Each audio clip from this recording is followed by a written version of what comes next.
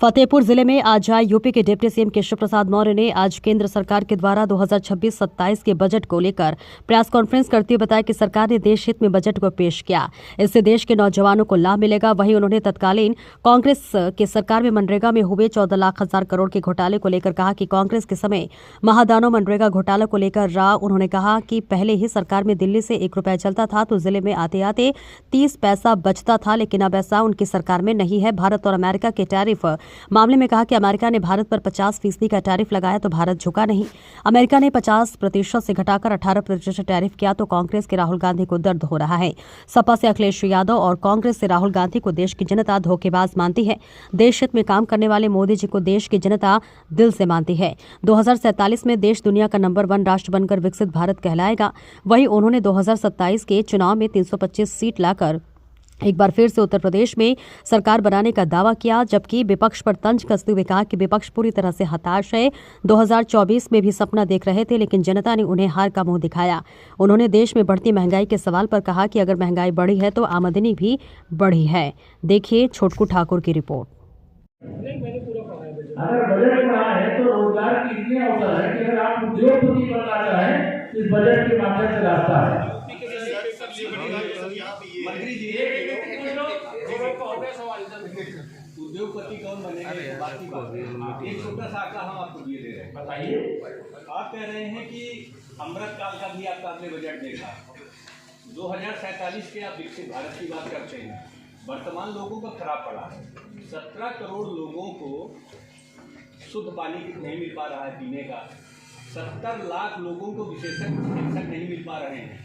10 लाख लोगों के देखभाल के अभाव में उनकी मृत्यु हो रही है। आपके विधायक स्वयं एक मंत्री को बंधक बना रहे हैं कि भ्रष्टाचार है। अभी बजट का सवाल किया आपको, उस सवाल में नहीं जाता प्रधानमंत्री वाले मामले में। भ्रष्टाचार है क्योंकि भ्रष्टाचार का ढिंढोरा आपने पीटा है कि भ्रष्टाचार हमने खत्म कर दिया। पहले मेरी बात आपने जो सवाल किया उत्तर सुनिए। एक जनपद एक मेडिकल कॉलेज, ये भारतीय जनता पार्टी की केंद्र में बनने वाली सरकार के समय शुरू हुआ। इस पर हमें गर्व है। विकास तो मैंने फतेहपुर का उदाहरण दिया। आपसे ही मेरा सवाल है, 2014 और 2017 के बाद फतेहपुर की सूरत बदली की नहीं, विकास हुआ कि नहीं, जिन घरों में बिजली नहीं थी उन घरों में बिजली पहुंची कि नहीं पहुंची, गरीबों को अमीर बनाने के लिए हमारी सरकार की अभी मैं केंद्रीय बजट पर बात कर रहा हूँ, अभी प्रदेश के बजट आए उस पर भी बात करेंगे।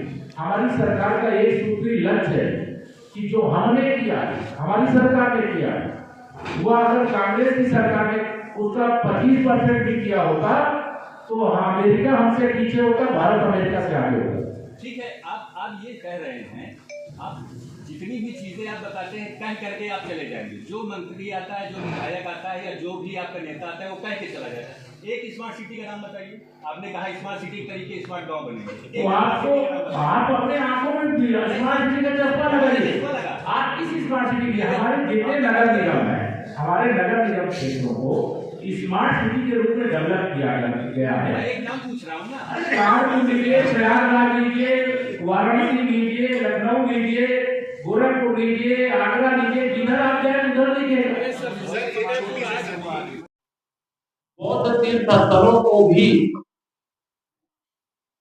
क्योंकि वह दुनिया भर के लोग हिंदू तीर्थ स्थलों में भी आते हैं और बौद्ध तीर्थ स्थलों में भी आते हैं, और हमें गर्व है कि हिंदू तीर्थ स्थल भी बौद्ध तीर्थ स्थल भी उत्तर प्रदेश में सर्वाधिक है, इसलिए उसका लाभ भी उत्तर प्रदेश को सर्वाधिक प्राप्त होगा।